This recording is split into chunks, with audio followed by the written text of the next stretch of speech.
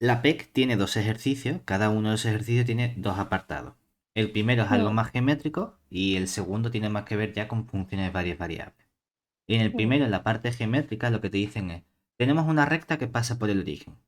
Te dicen que este vector R flechita, a mí no me gusta R flechita, yo hubiese puesto vector director de la recta, pero bueno, que es un vector perpendicular a estos dos vectores U y V. Perdón, U y mm, W. Me dan sí, dos planos y me piden cuál es la posición relativa de R a la intersección de estos dos planos. Hombre, aquí lo primero que tienen en cuenta es que estamos trabajando con dos planos en R3. Entonces, lo que está claro es que las posiciones que pueden tener los dos planos en R3 pueden ser o bien los dos planos son exactamente el mismo, o bien los sí, dos planos son paralelos, que tú dirías, claro, en ese caso la intersección de esos planos es el conjunto vacío, o sí, podrían cortarse en una recta. Dice, hombre, vale, si me dijese en el ejercicio, resulta que los planos son paralelos, pues la intersección en el conjunto vacío, entonces, pues la posición relativa de R con el conjunto vacío no tiene sentido estudiarlo. Entonces, va, lo que nos están diciendo es, o los planos son el mismo, que dice, bueno, sí, si los planos son el mismo, pues no tiene mucha gracia que me pongan dos veces el mismo plano. mm, O lo que ocurrirá supuestamente, entendemos, es que la intersección de los dos planos nos dé una recta.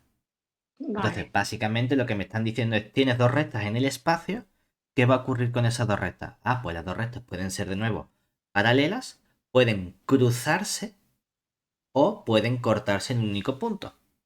O podrían ser la misma recta. Venga, pues vamos a estudiar la vale, situación. Todo eso lo hacemos con la información de los correspondientes vectores de dirección de las rectas. Decimos, mira, mm, primero, no sabemos cuál es el vector de dirección de la recta R, pero sabemos información que tiene con respecto a esto. Entonces, aquí observemos primero que los vectores. ¿Cuáles son los vectores importantes de los planos? Podemos hablar o bien de los vectores de nuestro conjunto de direcciones o bien hay un vector representativo del plano en R3 que es el vector normal o perpendicular al mm, plano. Pues aquí lo que tenemos que justamente los vectores normales de los planos serían, en nuestro caso, podemos poner mejor n de normal, alfa como su índice para indicar que es el normal del alfa y vamos a poner mejor la flechita para indicar que es un vector.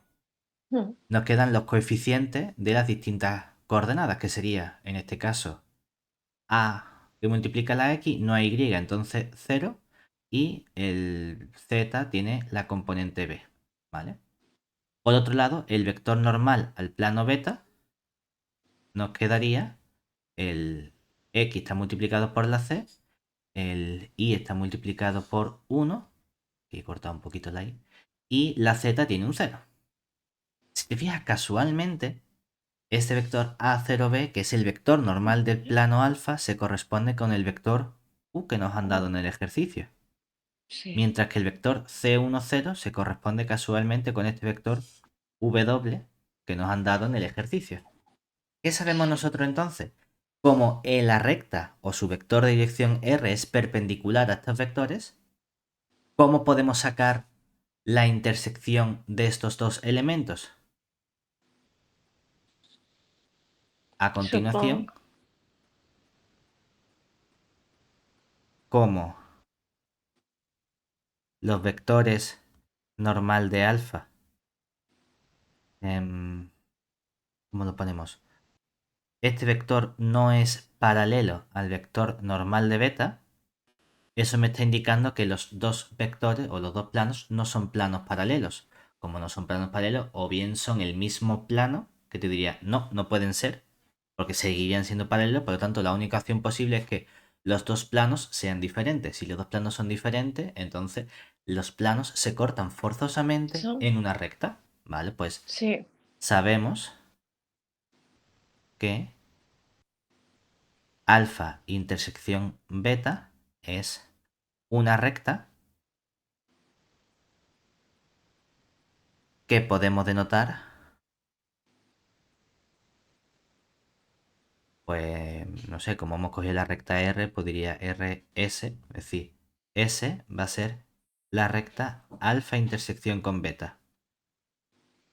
nos gustaría sacar u obtener entonces la información de el vector importante de la recta, que es el vector de dirección.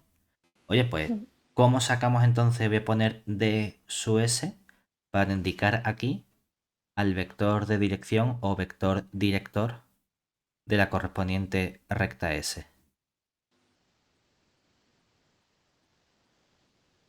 Lo que nosotros tenemos geométricamente es que, a ver si soy capaz de dibujarlo bien a la primera. Aquí tenemos la recta.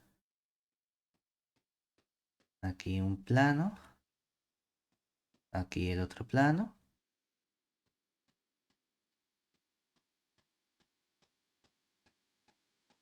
Por aquí. Vale, aquí tendríamos nuestro plano alfa, nuestro plano beta y esta recta intersección es la recta S. Entonces, yo quiero obtener un vector de dirección de la recta. Y la única información que tengo es qué ocurre con los vectores vectores normales del plano. Pues mira, si cogemos aquí un elemento, por un lado el vector normal del plano es algo que es perpendicular al plano alfa, pues sería este vector n sub alfa. Y también tenemos el vector normal al plano beta, que sería un vector por aquí, n sub beta. Lo que sabemos entonces es que como vector de dirección de la recta me vale cualquier vector que sea perpendicular a Perpendicular. estos elementos. Es decir, este vector de aquí sería el d sub s, cualquier múltiplo. Este vector d sub s lo puedo obtener precisamente como el producto vectorial del... Bueno, vamos a ponerlo en negro. El producto vectorial de estos vectores. Me da igual que pongas o bien n sub alfa o n sub beta o al revés, porque me vale cualquier múltiplo. Entonces no me preocupa el orden en el que lo estamos eligiendo. ¿Bien hasta ahí? Sí, sí, sí.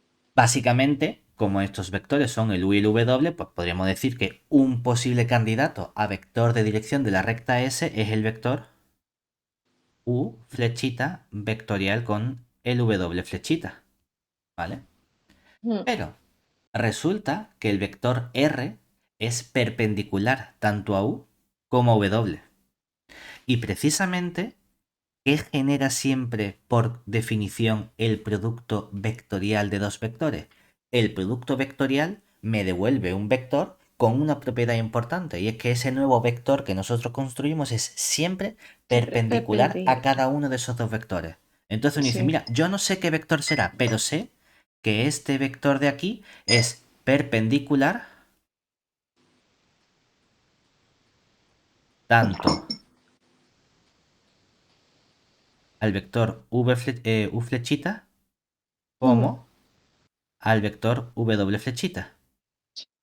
Pero del ejercicio ya teníamos información de que había otro vector que era perpendicular al u y al w. Ese otro vector que ya era perpendicular al u y al w era el vector de dirección de la De recta R. dirección. Sí. Pues si tengo mi vector de su s y tengo el vector de su r y los dos son perpendiculares al u y al w, esos dos vectores de su r y de su s tienen que ser paralelos. Es decir, Sí. como consecuencia, estos vectores de su s y de su r, lo voy a llamar de su r en vez de r flechita, tienen que ser vectores paralelos. Pero si los dos vectores de dirección de la recta son paralelos, hay dos posibles opciones con respecto a la recta R y la recta S. Es decir, entonces, opción 1, es posible que R y S sean coincidentes, Que sean el mismo. es decir, que sean exactamente la misma recta, o que R y S, aquí hay que tener un poquito de cuidado, quiero decir, cuando yo escribo a lo mejor que sean paralelas, a lo mejor hay gente que entiende que paralelas implica coincidentes, o que coincidente es un caso de paralela, o gente que dice no, paralelas pero no coincidentes. Pero bueno, sí.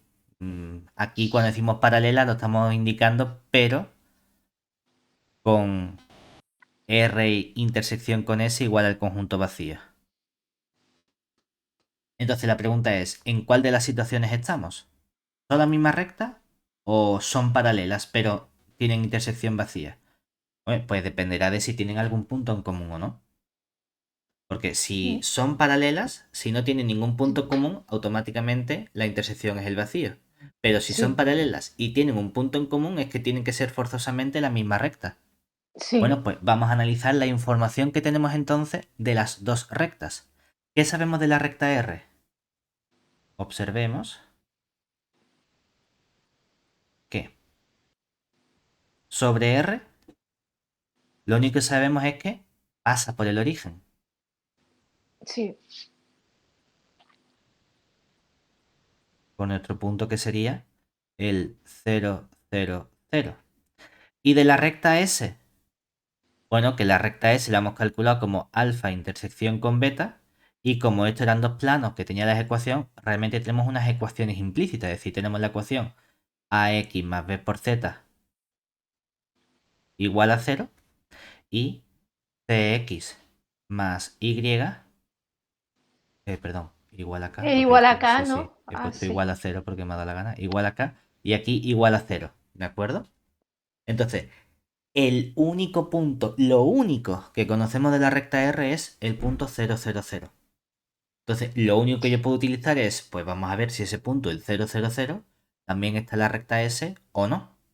Entonces, ah, para que 0, 0, 0 pertenezca a la recta S, debe ser, debo sustituir en el sistema. Entonces nos sí, quedaría A por 0 más B por 0 igual a K y C por 0 más 0 igual a 0. Hombre, esta de aquí abajo se cumple siempre, ¿verdad? Pero sí, la de arriba solo se cumple cuando... K igual a 0. Exactamente. Luego, la situación va a depender de lo que le pase a este valor K. Entonces, si... Si K es igual a 0, tenemos que ambas rectas son paralelas y el punto origen está en las dos. Por lo tanto, R es coincidente con la recta S. Mientras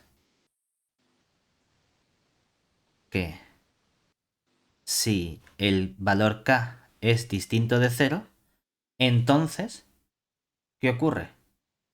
Que no son coincidentes. Exactamente, son paralelas. R es paralela a S, pero con intersección vacía, para indicar claramente que no hay ningún punto en común. Y así tenemos Vale, ya nuestra posición narrativa de dos rectas. ¿Vale? vale, Venga. Siguiente parte geométrica. Apartado B. Nos dan dos planos. Nos dan un plano tau, que está en coordenadas cilíndricas, con esta ecuación. Y por otro lado, el plano tangente a esta función en el punto 1, 1, f de 1. Queremos calcular el ángulo alfa que forman el plano pi y el plano tau. ¿Vale? Hombre, lo que necesito es trabajar con los planos en el mismo tipo de coordenadas. Lo más habitual para nosotros es trabajar con planos en coordenadas cartesianas, con nuestro x y mm, z. Además, nuestra mm. función f ya está en ese tipo de coordenadas. Entonces, vamos a conseguir... ¿Qué prefieres calcular primero? ¿El plano tau o el plano pi? El tau, El tau. Venga, pues entonces, como el tau lo tenemos expresado, pero no en las coordenadas que me interesan, vamos a expresarlo en las coordenadas cartesianas. Entonces, tenemos el plano tau, que es de la forma seno de tita igual a coseno de tita, en coordenadas, coordenadas cilíndricas. Es decir, en términos de los parámetros que serían ρ, tita y z, que pertenecen el ρ a 0 más infinito, el tita a 0,2pi y el z varía en todo r. Nosotros, en lugar de utilizar esas coordenadas cilíndricas, quiero llevármelo a coordenadas cartesianas. Tengo que deshacer el cambio. Entonces, Mm. para deshacer el cambio,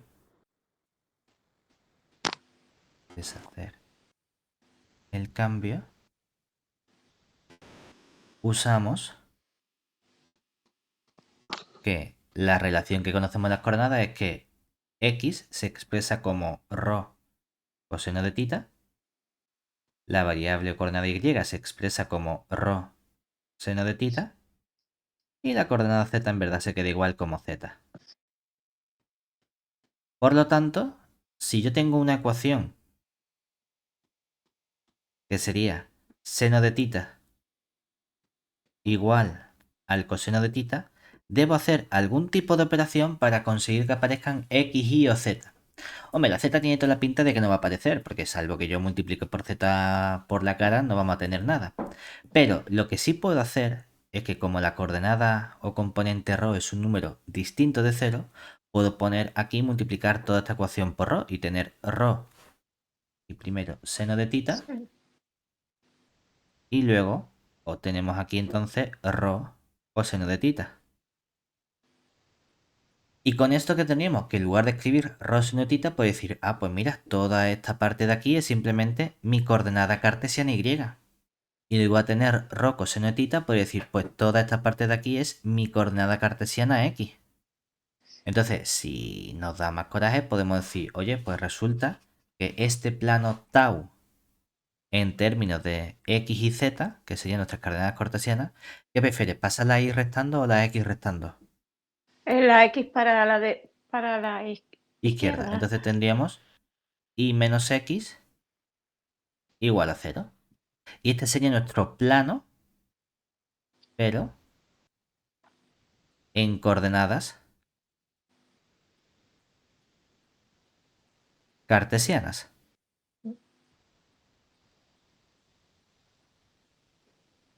Entonces fíjate, ¿cuál es el vector importante de un plano? Su vector El normal. Oye, vector pues puedo sacar el sí, vector normal de este plano, que sería n sub alfa, no, n sub tau, hemos dicho, n sub tau flechita, que en este caso, como hemos puesto y menos x, nos quedaría el menos 1, 1, 1. 0. Pues ya tenemos para luego hacer las cuentas que nos hagan falta. Ahora, vamos a irnos a calcular el plano pi tangente a la gráfica en este punto. Hombre, esto a lo mejor es más sencillo incluso porque conocemos ya nuestra fórmula para esta función. Entonces, sabemos que el plano tangente pi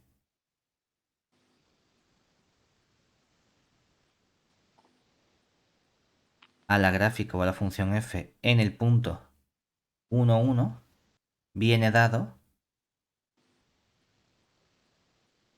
por la forma de escribirlo. Normalmente yo estoy acostumbrado a poner, cojo mi parcial de f respecto de x, evalúo en el punto 1, 1, multiplico por x menos la primera componente que sería 1, De 1. luego viene la parcial de f respecto de y, también en el punto 1, 1, y multiplico por la y menos la correspondiente componente que es 1. Y ahora la pregunta es, ¿qué aparece con el z? Con el z siempre tenemos un menos z menos lo que vale la función en el punto 1, 1. Y todo esto igual a 2, 0. ¿Vale? Vale. Con esta parte de aquí, ya lo tenemos inmediato porque la función es un polinomio relativamente sencillo. Entonces, calculamos primero nuestro gradiente o las derivadas parciales. Lo que más coraje es que nos dé Sí. parcial de f respecto de x en un punto genérico x y nos quedaría, derivamos la primera respecto de x, nos queda simplemente y, derivamos respecto, bueno, estoy calculando su derivada parcial. Derivo respecto de x, nos queda simplemente y. Y ahora Sí. la parcial de f respecto de y en el punto x y nos quedaría, derivamos aquí respecto de y x, Sí. derivamos el y cuadrado y nos queda 2y. Entonces, Por lo tanto, arriba, cuando evaluamos nuestra parcial de f respecto de x en el punto 1, 1, nos queda el valor 1. Y aquí, cuando evaluamos la parcial de f respecto de y, en el punto 1, 1 nos queda 1 más 2 por 1, que sería 3. Luego, junto con la información de que, no lo hemos calculado, ¿no? Pero como me piden cuánto vale f en el punto 1, 1, sustituimos 1 por 1, 1, más 1 al cuadrado nos quedaría 2. 2. Entonces nuestro plano pi sería el plano 1 por x menos 1. Es decir, vamos a poner 1 por x menos 1. Luego vamos a tener más 3 por y menos 1. Y vamos a tener menos z menos 2. Todo eso igual a 0. O lo que es lo mismo. Pablo, Dime. lo de Z menos, claro, porque yo lo he visto en el libro y a lo mejor te pone más f de 1 igual a z. Eso es porque lo has pasado todo para el Claro, otro eso es término, porque ¿no? realmente lo que nosotros sabemos calcular o lo que nos han enseñado es cómo se obtiene el plano tangente cuando tenemos una ecuación implícita de la forma f de x y z igual a 0. Y para Mm, esta fórmula lo que sabemos es sacar el gradiente de la f mayúscula en ese punto x0 y su 0, z su 0, multiplicado escalarmente por el punto, vamos a poner p menos, o bueno, vamos a poner el, si llamamos a este nuestro punto P, teníamos el X y Z menos el P, todo eso igual a 0. Dice que yo no tengo una función con tres variables, yo no tengo X y Z, tengo solo X y. Claro, porque la superficie que estamos considerando nosotros sería hacer Z igual a f de X y. ¿Cómo puedo pasar de esta expresión a esta de aquí? La más sencilla sería, pues escribe f de X y menos Z, ¿verdad? sí, Si a esto lo llamas tu f mayúscula, ¿qué ocurre cuando calculas la derivada parcial de la f mayúscula respecto de x? La menos z se va y te queda la parcial de f minúscula respecto de la x. Y mm, la parcial de la f mayúscula respecto de y, el menos z desaparece y te queda la parcial de la f minúscula respecto de y. Y luego sí, sumamos la derivada parcial de la f mayúscula respecto de z, que sería esta parte fuera. ¿Y cuál es la derivada parcial de menos z respecto de z? Menos 1. Por eso menos uno. sumamos menos 1 por. Entonces yo directamente Vale, pongo ya el menos. vale. Entonces, ¿qué fórmulas de escribirla? Hay muchas. Es decir, hay gente que lo pone así. Hay gente que directamente esta parte, para no tener el menos, lo pasa a la derecha y pone z igual a, pues sí, Sí, lo que más coraje te dé. Pero todo proviene mm, de, lo sabemos hacer para tres variables x y z en implícita. Tengo una expresión explícita, paso la z restando mm, y aplico lo que ya conocía a esta nueva función. ¿Vale? vale, sí. Que este es este procedimiento que hacemos aquí siempre. Entonces, si simplificamos esta expresión, que nos quedaría 1 por x, que es simplemente x, 3 por y, que nos queda más 3y, el menos z, pues sería menos z, y luego el término independiente sería menos 1, menos 3 es menos 4, menos 2 sería más 2, pues nos queda Menos dos. menos 2 igual a 0. Y Mm, oye, de aquí que nos interesa realmente para estudiar la posición relativa, su vector normal vector. n sub pi, que sería en este caso 1, 3, menos 1, ¿vale? Entonces, la situación que tenemos es muy parecida al dibujito que teníamos antes. Es decir, geométricamente,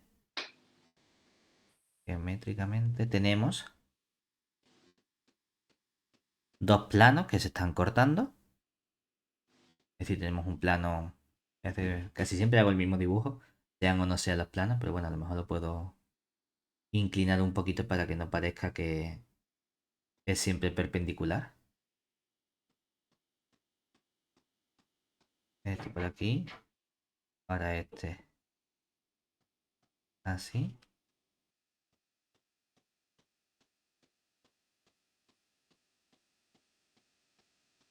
este por aquí detrás.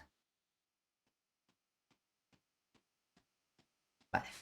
Entonces dice, mira, tengo un plano, yo qué sé, a este le llamo plano tau, a este le llamo plano pi. Los vectores importantes son el vector normal del plano pi, da un poquito más inclinado. Este vector del plan perpendicular que va a ser, pues yo qué sé, chispa así. Y por otro lado tengo el vector normal del plano tau, que va a ser, pues, aquí.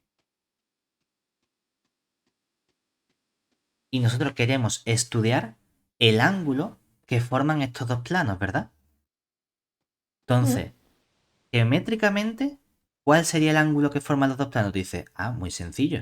Yo me cojo una recta aquí contenida en este plano pi, ¿verdad? Por ejemplo, esta recta. Me cojo esta recta contenida en el plano tau y yo llamo alfa a este ángulo que forman estas dos rectas, ¿verdad? mm. ¿Vale? Tiene sentido. Pero, ¿coincide eso con el ángulo que forman estos dos vectores npi No, y n tau? No no. es exactamente igual. ¿Por qué? Mm, Porque apuntan precisamente hacia otro lado. Entonces, ¿cómo podemos relacionar el ángulo que tienen estos vectores con el ángulo que tiene el plano precisamente? Porque si uno lo piensa geométricamente, es decir, si nos vamos a la parte, vamos a simplificar todo este proceso y diríamos, imagínate que lo miras como de perfil, ¿verdad? ¿Y de sí. perfil qué sería? Tienes esta recta naranja, por así decirlo, es decir, vamos a suponer que tengo, qué sé, esta recta, que sería la recta del plano pi, como si viese el plano pi de perfil, y tengo aquí esta recta que sería, o el plano tau, como si lo mirase de frente, ¿vale? Obviamente el ángulo que a mí me interesa es este ángulo alfa, pero los ángulos que estoy considerando son, por un lado, para el plano pi cojo el perpendicular. Para el plano pi cojo el perpendicular que sería este de aquí. Y para el plano tau cojo el perpendicular que sería este de aquí. Entonces, ¿cómo relaciono precisamente el ángulo que forman estos vectores?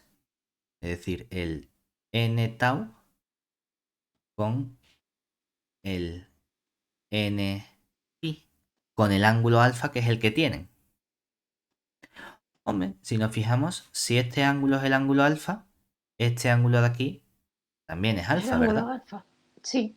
Y entonces, ¿qué ocurre con este ángulo que tenemos aquí? Que sería, ¿Qué es, todo esto es pi medios. pi medio menos alfa. Exactamente, todo esto aquí está regular porque estamos viendo plano pi Sí, pi, y aquí pi, pi, pi, pero bueno, pi.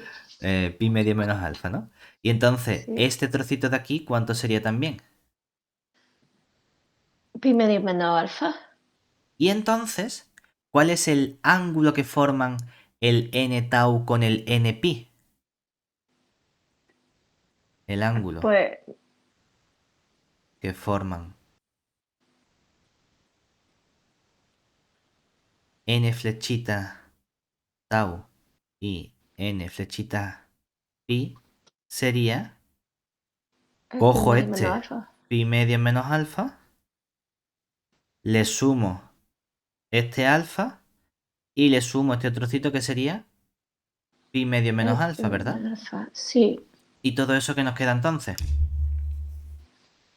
Pi más, más alfa. Menos Es alfa. Pi más, pi menos menos alfa. alfa, exactamente. Entonces, cuidado porque estamos acostumbrados a que cuando trabajamos con rectas, si dibujo las dos rectas, el ángulo que forman las dos rectas es el mismo que el ángulo que forman los vectores de dirección de la recta, ¿cierto? Sí. Pero cuando Sí. trabajamos con planos, el ángulo que forman los planos no es el mismo que el ángulo que forman los vectores normales de los planos, sino que hay una relación Mm, diferente. El ángulo que forman los vectores es pi menos alfa. El ángulo que forman los planos es alfa. ¿Vale? vale. Entonces tú dices, venga, pues es que a mí me piden el coseno de quién? Del ángulo de los planos alfa. Entonces Sí. aquí a nosotros nos piden calcular el coseno de alfa. Tú dices, es que el ángulo del alfa no lo tengo. Lo que tengo es, ¿qué relación? El pi menos alfa Pi, es el que conozco, ¿verdad? Y entonces, ¿qué relación hay entre el coseno de alfa y el coseno de pi menos alfa? Yo nunca me sé los dibujitos, o sea, la fórmula, pero siempre me hago un dibujito. Y el dibujito es, nos dibujamos nuestra circunferencia. Yo me pongo siempre mi angulito por aquí, alfa.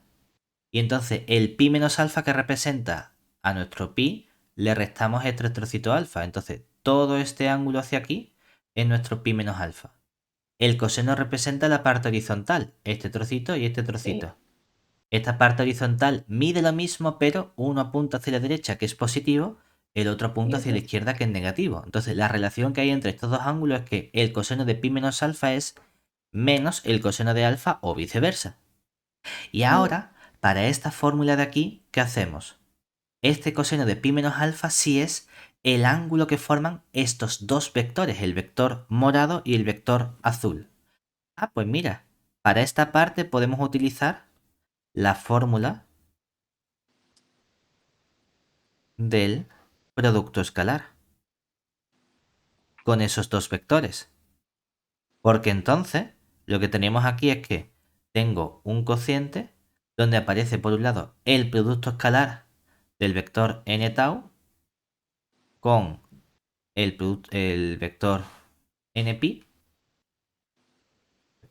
aquí, npi, y luego la norma del n tau con la norma del npi. Bueno, otra vez he puesto el tau, del npi.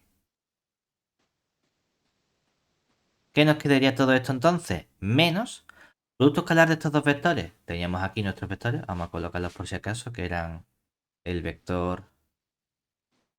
El n tau lo habíamos calculado y habíamos dicho que el n tau era el menos 1, 1, 0. Venga, pues aquí Sí. tengo el menos 1, 1, 0. Y luego aquí teníamos el 1, 3, menos 1. No termino. Venga, pues tenemos nuestro 1, 3, menos 1. Entonces, realizamos nuestro producto escalar y ¿qué nos quedaría? Este por este menos 1, 0 por este fuera, 1 por 3 nos quedaría Dos, menos 1 más 3, 2. dos, El módulo o la norma del vector menos 1, 1, 0 sería raíz dos, de 2. El módulo de este sería 1 más 1 más 9 es 11, raíz de 11. 11. Y bueno, ya si quieres racionalizar, lo único que puedes hacer es multiplicas arriba y abajo por raíz de 2. Entonces te queda el menos, el raíz de 2 abajo se me va con este 2, raíz de 11 y nos queda raíz de 2 por raíz de 11 partido de 11 lo máximo 11. que podemos simplificar, ¿verdad? Ujú. Si queremos racionalizar. Y este es el Sí, coseno del ángulo que forman estos dos vectores o estos dos planos pi y tau. ¿Vale? vale. Bien, Vale, entonces, que solo con escribir coseno de que solo coseno de alfa, como mucha gente lo habrá hecho, no estaba correcto, porque tenías que especificar que era el ángulo del plano, de los planos, claro, que es que hay que formaban tener los cuidado planos. porque esto sí es verdad que se ve siempre en bachillerato y se explica la diferencia porque, como digo, cuando trabajamos con rectas, si tú coges recta R y recta S y dices este es el ángulo alfa, ah, pues este es el vector y este es el vector, los dos vectores forman el mismo ángulo alfa. Ah, perfecto. Claro, Entonces me hago mi dibujito y dibujo el plano pi, dibujo el plano tau y el ángulo que forma, no, no es el mismo el ángulo de los planos que el ángulo de claro. los normales del plano. Ya, Mm, pues eso se nos suele pasar por alto. Bueno, que la relación es uno es alfa, el otro es pi menos alfa. Ya, pero puede cambiar en ese signo o cambia en ese signo el coseno. Y hay que claro. tener un poquito de cuidado, ¿vale? Mm, Venga, ahora vamos ya con la parte de funciones. Venga, nos dan una función, yo la voy a poner aquí un poquito mejor, es decir, tenemos una función a trozos. Esta función a trozos es f de x y, que está dada por x elevado a alfa partido x cuadrado más y cuadrado si x es mayor que cero y vale cero si x es menor o igual que cero. Te dice estudia continuidad y te da sugerencias, estudia estos casos. esto la verdad que lo vamos a ignorar completamente. Mm. La pista no nos hace falta, simplemente vamos a estudiar la continuidad ahí en función de alfa. Así de simple, ¿vale? Decimos, Vale. venga, problema que tengo siempre. Tengo una función a trozos, entonces el alfa es un parámetro que sí que me dicen que el parámetro alfa siempre es estrictamente positivo. ¿Vale? Pues entonces vamos a estudiar Ujú. qué ocurre dependiendo de cada uno de esos trozos. ¿Vale?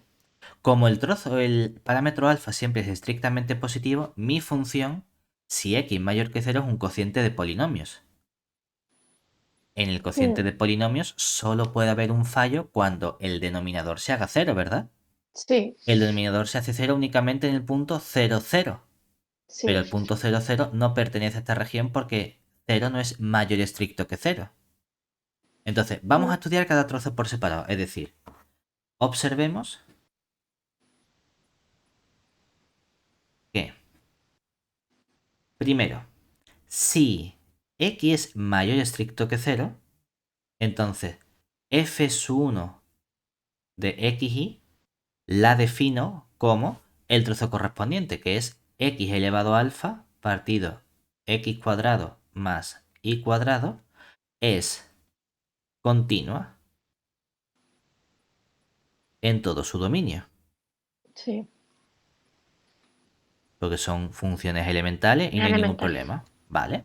Mm. Entonces, este trozo de forma independiente, cero problema, ¿vale? Por otro lado, si la x es menor o igual que cero, entonces tengo una función f2 de xy que sería la constante cero. Entonces, obviamente, la constante también es continua en todo su dominio. Mm. Epa, dominio.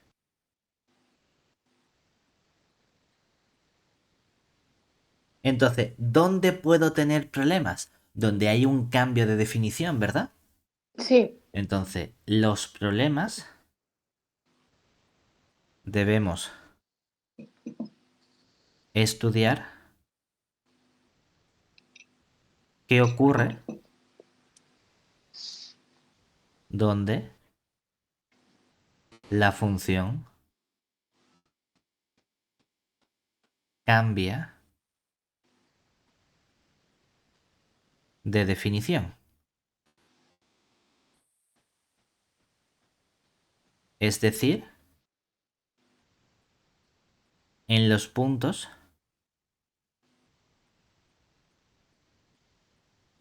de la forma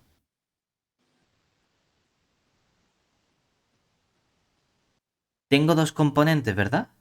sí, Para que pase de esta definición a esta otra definición, la x pasa de mayor que cero a menor o igual que cero, ¿verdad? sí. Justo donde pega el salto, cuando la x ¿cuánto vale? Cero, ¿no? Exactamente. Entonces, justo cuando la x vale cero, hay un Sí. cambio. ¿Y qué ocurre con la componente y? ¿Hay alguna condición sobre la y? No. Pues que valga lo que te dé la gana. Para no mantener la misma letra y, ponle otro valor. ¿Qué otra letra le quieres poner que no sea y? A, B, la que quiera, Lo que más cosas te dé. ¿no? A mismo. A mismo. Y entonces esto sería con un valor A y el A puede ser lo que te dé la gana, ¿verdad? Sí. Entonces tengo todos estos puntos. Venga, pues vamos a ver qué pasa con todos estos puntos. Fíjate, de todos estos puntos parece que hay algo especial, porque si tú sustituyes en esta expresión abajo en el denominador, hayamos dicho que el denominador, ¿dónde fallaba? En el Cuando valía cero cero. cero. ¿Cuándo valía Mm. eso cero? En el punto 0, 0, ¿verdad? Entonces Sí. el punto 0, 0 es uno único de todos estos puntos. Entonces vamos a distinguir en qué ocurre si A es distinto de cero Ah, y qué ocurre vale. cuando A es igual a cero. Porque resulta que esta Claro, función de aquí no tiene los mismos problemas en los dos puntos. Si la A no vale claro, cero, abajo no pasa nada. Pero si la A vale cero, entonces abajo sí que tengo un problema. Venga, pues vamos a ir claro, analizando los problemas uno a uno. ¿De acuerdo? claro. Entonces, bueno, esto había dicho que lo íbamos a quitar, ¿no? Esta parte. Vamos a analizar ahora el comportamiento en cada uno de esos puntos. Para no tener que borrarlo todo el rato. Entonces decimos, venga, ¿con qué tipo de puntos quieres empezar? ¿Con los de a distinto de 0 o con el de a igual a 0? Con A igual a 0. Venga, pues vamos a poner el apartado I, por ejemplo. Vamos a comenzar estudiando la continuidad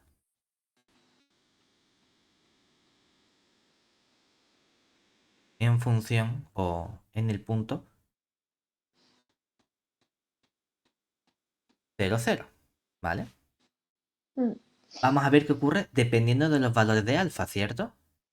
Claro, sí, aquí tenemos que jugar nosotros un poco con el comportamiento que nos dice, mira, paso 1. Si el coeficiente alfa fuese estrictamente mayor que 2, ¿qué ocurre entonces? que tienen el mismo grado, ¿no? Vamos Bueno, a no aplicar sé. la... No, estrictamente mayor es un poquito mayor siempre Ay, de ay, arriba, ay, ¿verdad? perdón, perdón, perdón. Entonces Sí, que aquí tienen un grado mayor. nos vamos a ir con la definición. ¿La Mm, definición qué sería? Vamos a estudiar un candidato al límite y si uno dice, si arriba tengo mayor potencia, ¿verdad? Uno sí, pensaría, pues voy simplificando las potencias y si arriba todavía me queda un poquito más y lo sustituyo en cero, el resultado debería esto ser lo cero creo. también. Venga, pues Sí, vamos a aplicar nuestra definición de límite con epsilon y delta. Entonces, dado epsilon mayor que cero, buscamos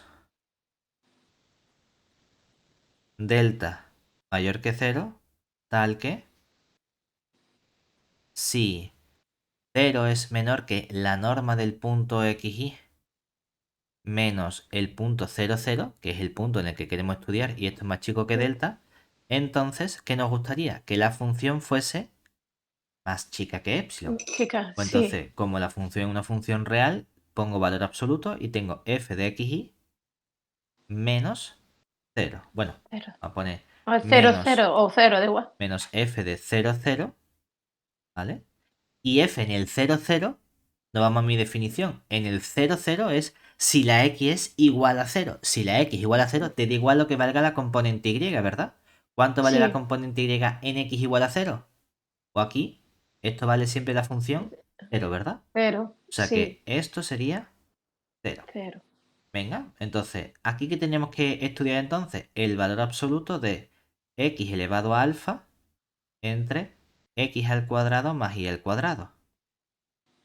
Realmente esto es simplemente el valor absoluto de x elevado a alfa y el x cuadrado más y cuadrado no hace falta que lo ponga en un valor absoluto porque siempre es positivo. Tengo aquí x Sí. cuadrado más y cuadrado. Si solo tuviese x, yo podría comparar las dos cosas. Entonces, Mm, quiero intentar eliminarme la variable y.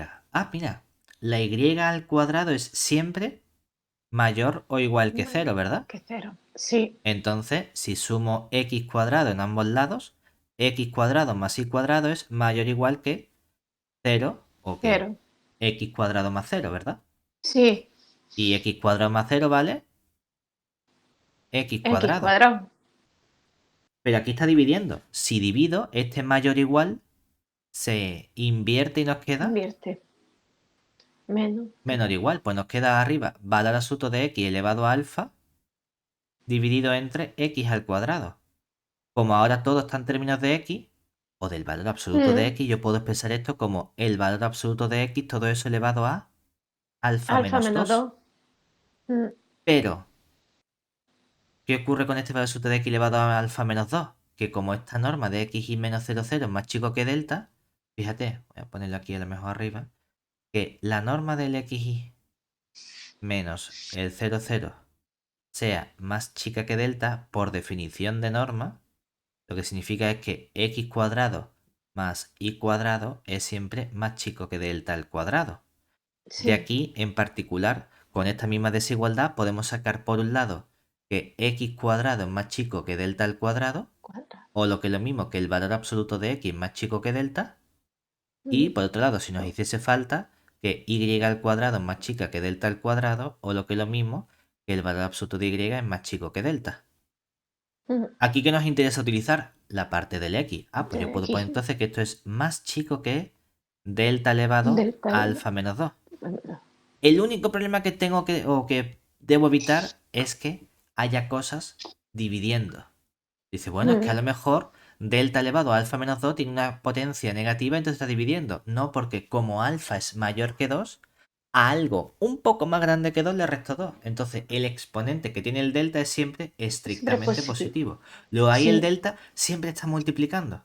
Y como siempre sí, está multiplicando, lo que estamos diciendo es que este término de aquí es justamente nuestro epsilon que estamos buscando. ¿Hemos mm, sido capaces de encontrar el delta en función del epsilon? Sí, es que sí, realmente tendríamos que decir que el delta es el epsilon elevado a 1 partido alfa menos 2. al Bueno, no final pasa nada. Esto es nuestro epsilon elevado a 1 partido alfa menos 2.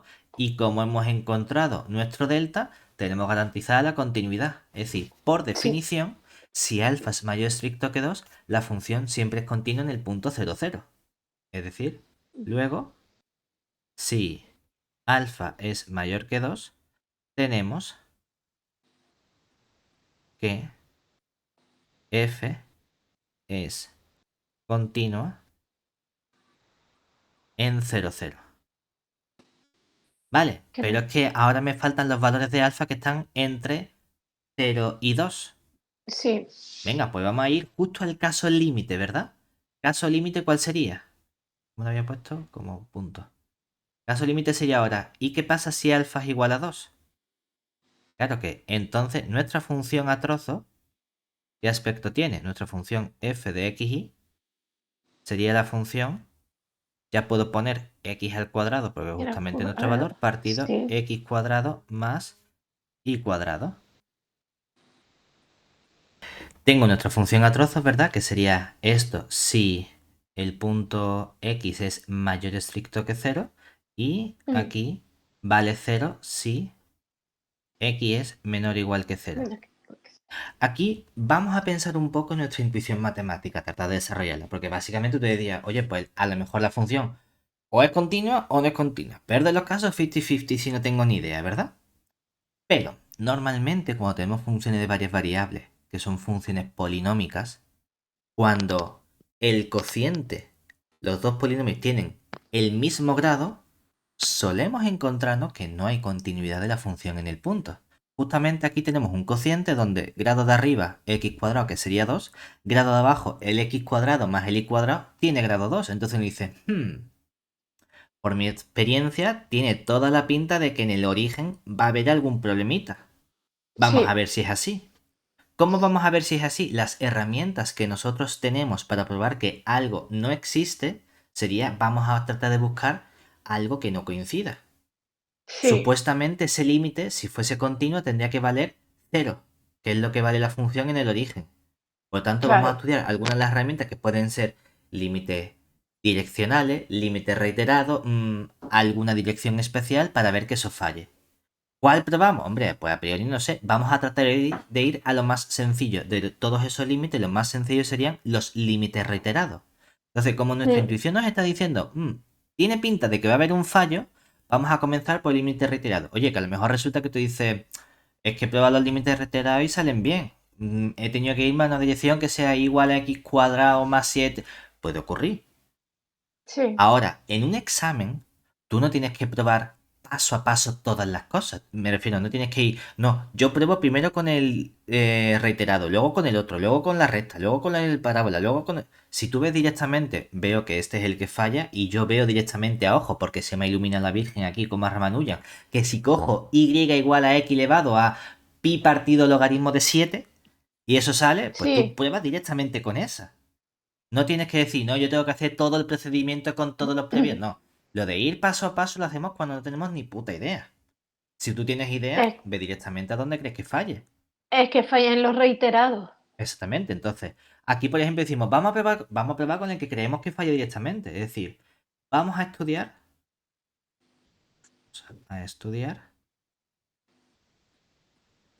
el límite reiterado Y yo, por ejemplo, viendo el fallo, decir, si no estuviese el i cuadrado, x cuadrado entre x cuadrado, ¿cuánto vale? 1, que no sale Uno, 0. Por lo claro, tanto, ese es el que vemos que no vamos a probar primero. No, es que si primero haces la x igual a 0, te queda 0 entre i que 0. Ya, entonces claro. sí que sale. Pues no hagas ese, si ya lo ves a simple vista que uno sí funciona. Vamos a hacer límite cuando x tiende a 0 y primero hacemos el límite cuando y tiende a 0 de nuestra función f de xy. ¿Qué nos va a ocurrir entonces? Aquí, si la x es mayor que 0, ¿qué ocurre en esta expresión? Que tendríamos límite cuando x tiende a 0. Aquí podríamos poner incluso 0 más, pero bueno, 0 de límite cuando y tiende a 0. Y al ser x mayor que 0, la expresión de nuestra función f de xy es x La de cuadrado arriba. partido Sí, x cuadrado más y cuadrado. sí. Por lo tanto, aquí tenemos límite cuando x tiende a 0 de este límite de aquí que nos queda. X X cuadrado partido x cuadrado. Antes de tomar límite, esto es la constante 1. Y el sí, límite de una constante es la propia constante. es mm, Pero es que esto es distinto de 0, que es lo que vale la función f en el 0, 0. Por lo tanto, no puede haber continuidad. Es decir, f no puede ser continua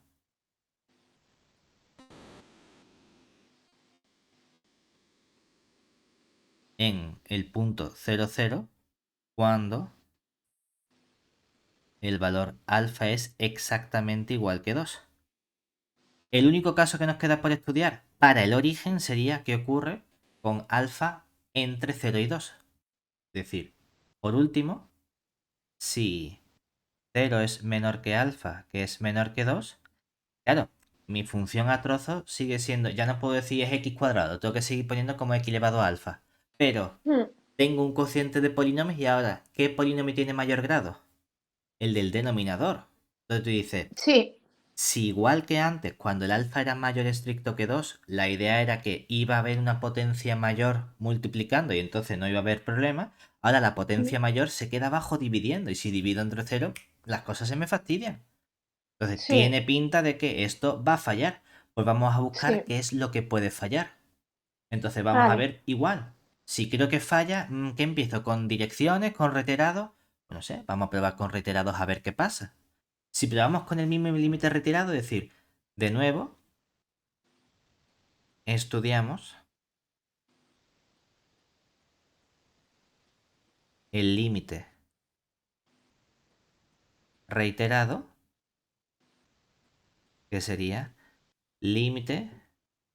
Vamos a poner aquí directamente cuando x tiende a 0 más, para quedarnos ya con la parte que sería positiva de la x, para decir, voy a estudiar este trocito.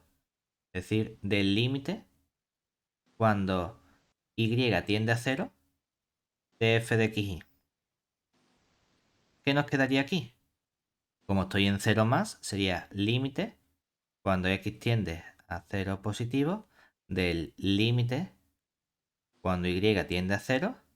Todo esto nos queda igual de nuestro x elevado a alfa partido el x cuadrado más y cuadrado.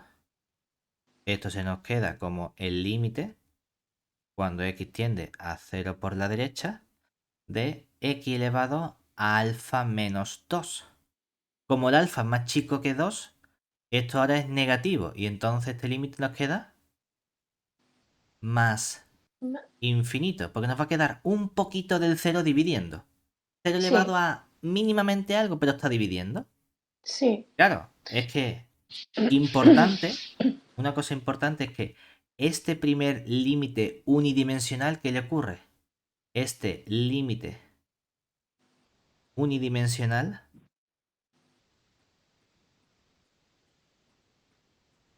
sí existe, ¿verdad?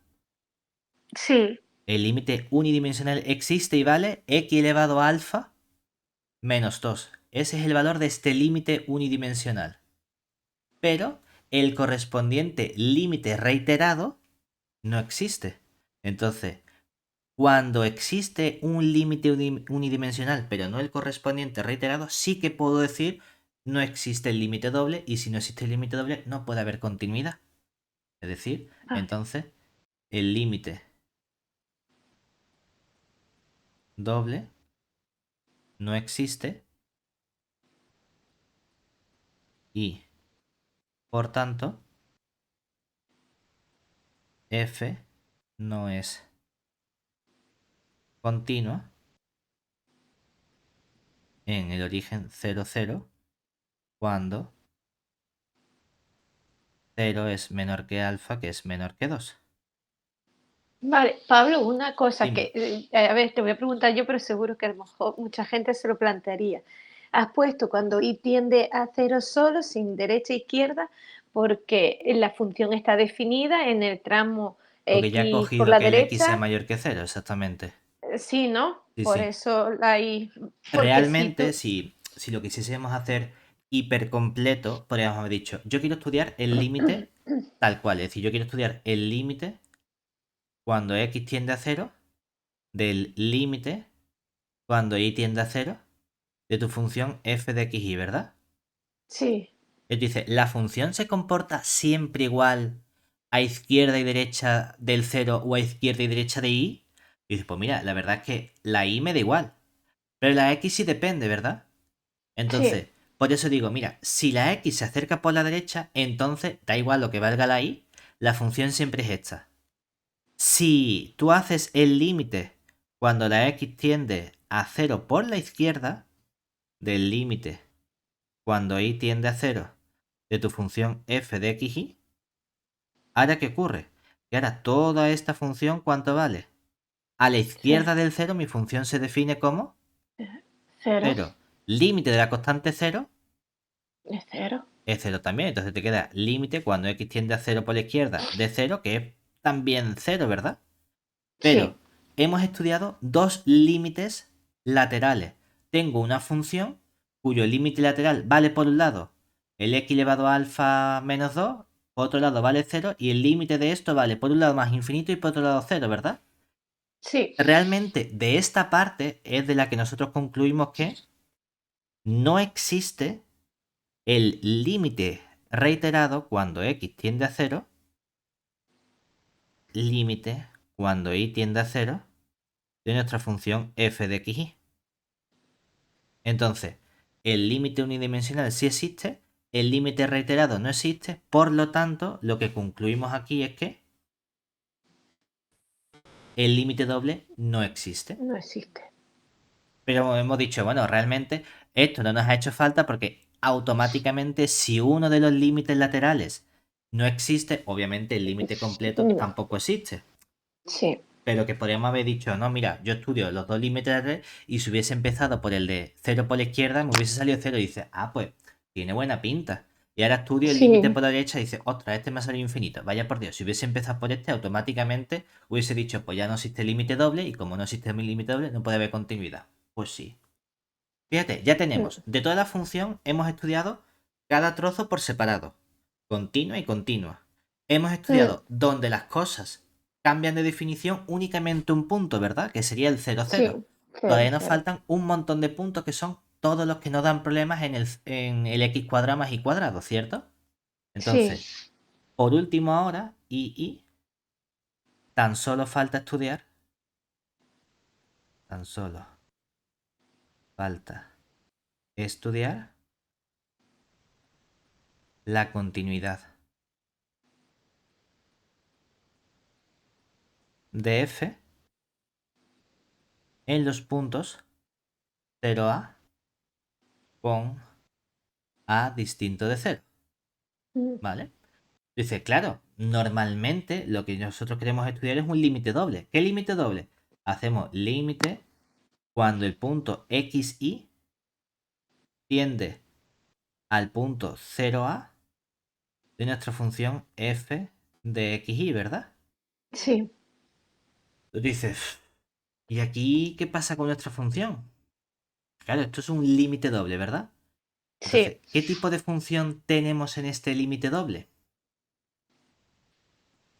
La función de arriba racional, ¿no?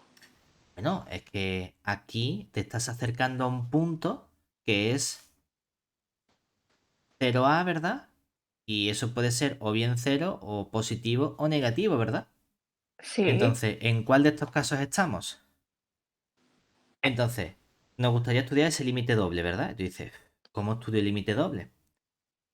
El único modo que tenemos de estudiar límite doble a pelo directamente es con la definición, es decir, acotando. Lo que nos encantaría para que esto fuese Ah, continuo es que si es continua, ¿qué quiero que aparezca aquí? pero puedo acotar directamente y ya está. Si tú crees que es continua, es decir, tú tienes que pensar que las herramientas que tenemos básicamente es para probar la continuidad, lo único que tengo es la definición, acotar. Sí, Y sí. para probar que no es continua, lo que tengo son buscar contraejemplos, buscar fallos con límites reiterados, direccionales, etc. Entonces tú dices, ¿qué hago? Depende de lo que tú creas.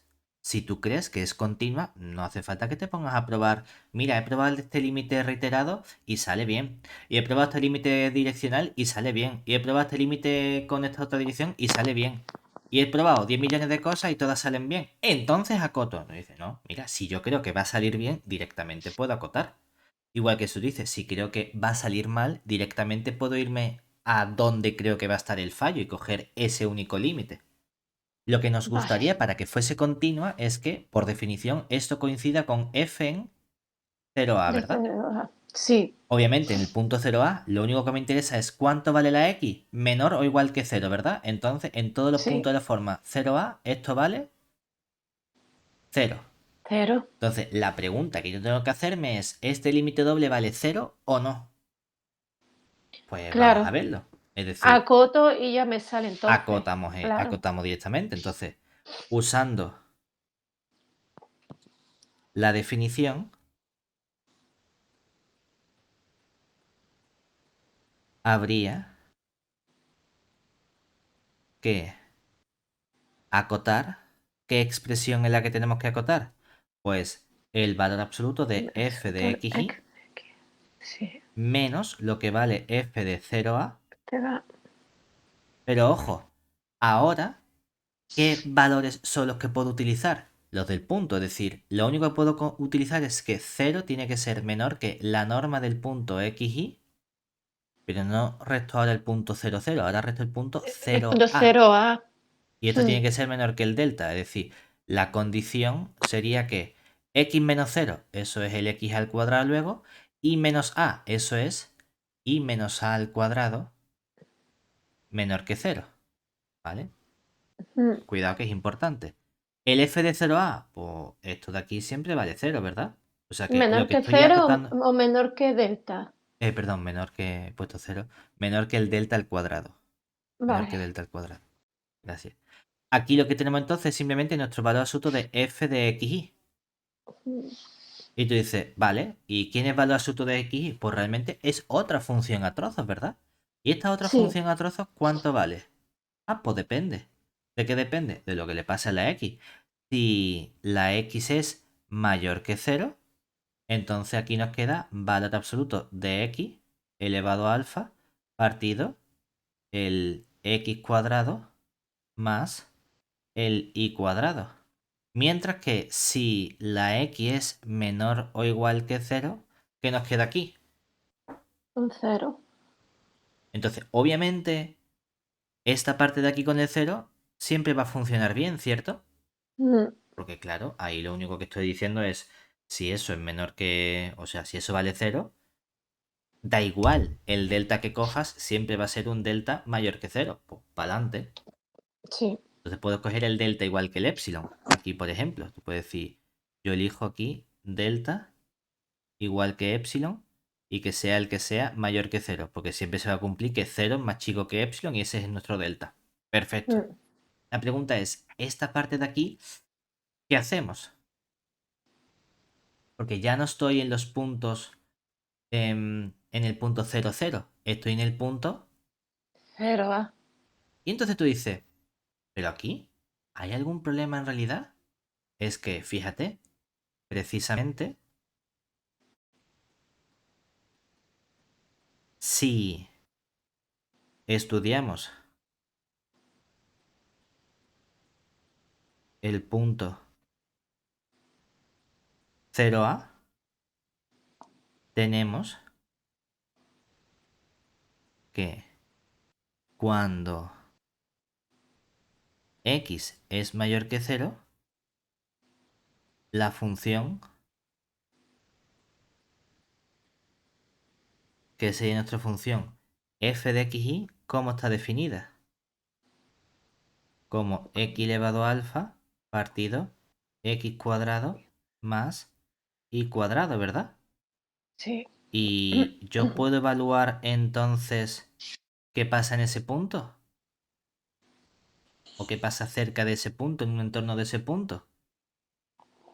Que Sí, ahora ¿no? esto va a presentar algún problema. Es que para que presentase algún problema, ¿qué tendría que ocurrir con el denominador? Que Que fuera más fuese cero. grande que el numerador. No, para que tuviese un ¿No? problema este cociente, yo no puedo Ah, dividir bueno, que entre fuera cero. cero, Pero ¿no? como estoy estudiando el punto 0A, en el punto 0A ahí tengo un cociente de funciones continuas. Es decir, esta Claro, función es continua para todo punto x y que sea distinto del 0, 0. Por lo que, claro, en particular, también lo es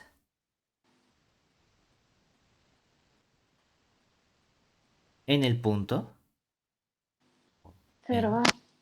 en el punto 0A. Porque tengo una función que no da ningún problema en ese punto, ¿verdad? O sea que es mucho Mm, más sencillo. En todos los puntos 0A me da exactamente igual lo que valga el alfa. claro, Porque como el alfa siempre es positivo, va a haber una parte positiva. Es que si quito el x, ya bueno, y si quita el x, ¿qué pasa? Realmente dice, ¿cómo acotar? Que lo puedes hacer acotando, ¿eh? Porque acotando lo que haríamos aquí sería, antes, si te acuerdas, este valor absoluto de x elevado a alfa partido x cuadrado más y cuadrado, lo habíamos acotado por quién, ¿qué era lo que habíamos quitado? es la I cuadrada. La y cuadrado. Y si yo ahora quito el x cuadrado, al final, ¿qué te queda?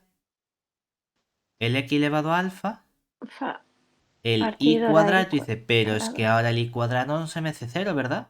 Entonces al No, final esto se comporta como x elevado a alfa, y aquí abajo, ¿quién hay?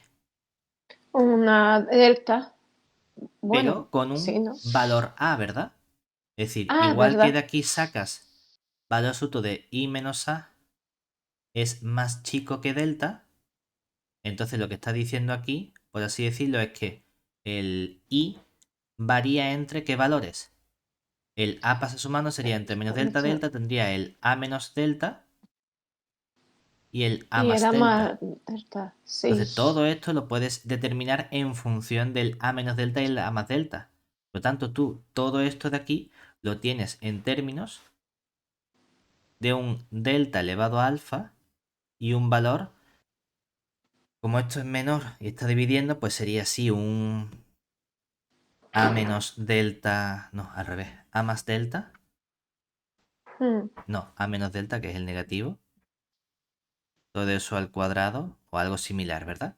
Entonces, sí, mientras coja un delta que sea suficientemente chico, esto en realidad es básicamente como un delta elevado a alfa. Y esto es lo que tú llamas tu claro, epsilon. No te da problema sí, porque no hay problema en el denominador dividiendo, porque la i no se hace cero. La i está claro, cerca del a. Todo lo cerca del a como tú quieras. Y a es un número que no vale cero. Entonces, que sí, que tengo que dividir entre a menos delta o a más delta o el máximo, algo parecido a. Al final tú dices, es mm, una constante. Entonces, cuando es una constante, en realidad el comportamiento de potencia entre numerito más potencia es como el delta elevado a alfa. Y eso no me da vale, problema. Por lo tanto, da igual el alfa que sea. vale, ¿Vale? Entonces tenemos continuidad en todos los puntos 0A. Sea cual sea, aquí para todo A distinto de cero. sí, El punto 0 es un punto especial porque ahí sí tenía un problema en el denominador. Y entonces sí había dicho, mm, pues ahí sí depende de si alfa es más grande que 2, si vale 2, si es más chico. Si el punto A no es sí, el punto 0, da igual lo que valga el alfa. nunca vas a tener un problema porque no divides entre nada problemático. Y como no divide entre nada Claro, problemático, cociente de cosas continuas es continuo. Para adelante, ¿vale? claro. Venga, vamos ya a terminar, que sería ahora. Para alfa igual a 3, es decir, ya me dan esta función concreta, vamos a estudiar si f es diferenciable en el 0,0. Vale. Ojo, diferenciable es distinto de derivable en funciones Sí, de varias variables. En funciones de una variable, los dos conceptos significan lo mismo. Pero para que algo sea diferenciable, tiene que ser derivable y verificar una condición extra. Entonces, mm, derivable implica únicamente existen las derivadas parciales, es decir, existe el gradiente o la correspondiente matriz jacobiana. Diferenciable es, aparte de eso, hay una propiedad con el límite. Entonces, como diferenciable es derivable y un poquito más, primero vamos a estudiar si existen las derivadas parciales. Entonces, sí, comenzamos estudiando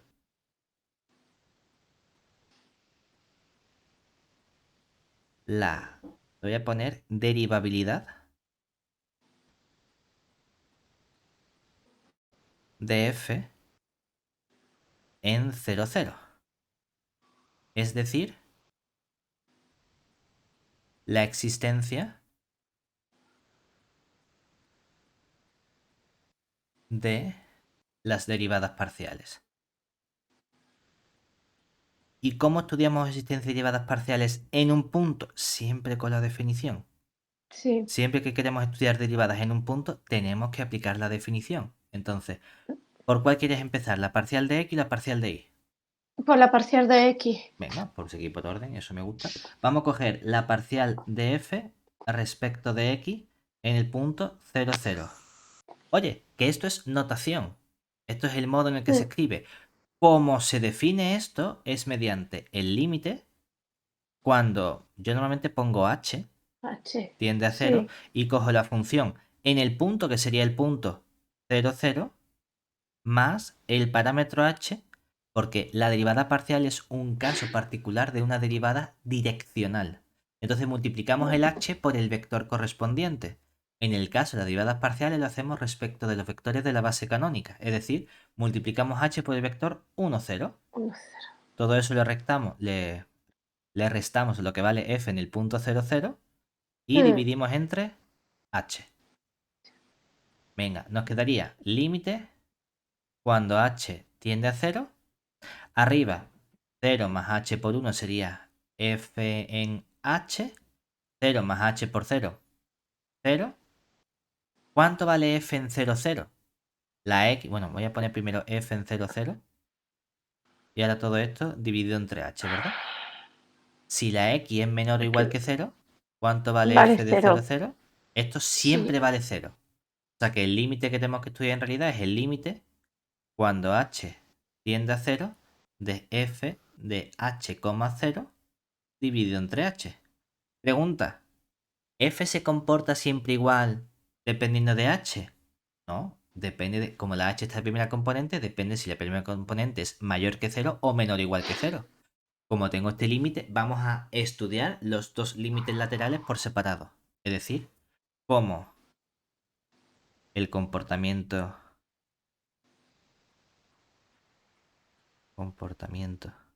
de f varía, estudiamos por separado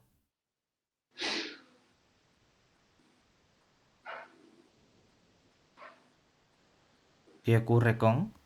Tengo que estudiar por un lado el límite cuando h tiende a 0 más de f de h, 0 partido de h. Y por otro lado el límite cuando la h tiende a 0 menos de f de h, 0 partido de h.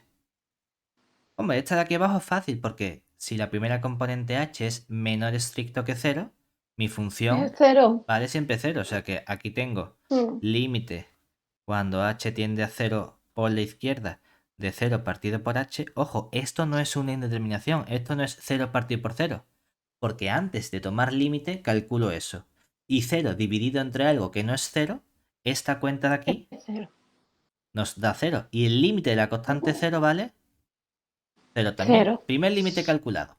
Y el otro límite lateral, ¿qué le ocurre? Que esto sería límite cuando h tiende a 0 por la derecha y en la derecha del 0 ponemos la expresión, ya con nuestro valor que sería alfa igual a 3. Entonces sustituyo y nos queda h al cubo dividido entre h al cuadrado más 0 al cuadrado dividido todo eso entre h, ¿verdad? Hmm. Y aquí al final, ¿qué nos queda? H al cuadrado más 0 al cuadrado, h al cuadrado. H cuadrado. Divido entre otro h y nos queda h al cubo. Y H. h al cubo entre Sí. h al cubo, 1. Sí. Antes de tomar límite, eso ya vale 1. Entonces el límite de la constante 1 vale también 1. 1. Ojo, tengo una función de una variable aquí cuyos límites laterales, uno vale 1 y otro vale 0. Estos dos límites laterales, ¿cómo son? Distintos. Distinto. Si son distintos, ¿eso qué significa? Que Que no este límite de existe. aquí no existe. Pero si este límite de aquí no existe, entonces lo que no existe, ¿quién es? La La derivada parcial. Es parcial. decir, no existe la parcial de f respecto de x en el punto 0, 0. Si no existe una de las derivadas parciales, no puede existir el vector gradiente. Y si ya no existe el vector Claro. gradiente, obviamente la función no puede ser diferenciable, porque Diferencial. diferenciable significaba existen las derivadas parciales y pasa algo extra. Para que voy a Claro. comprobar ese pasa algo extra si lo primero ya no funciona. Es decir, y por lo tanto, nuestra función f no es diferenciable en el origen.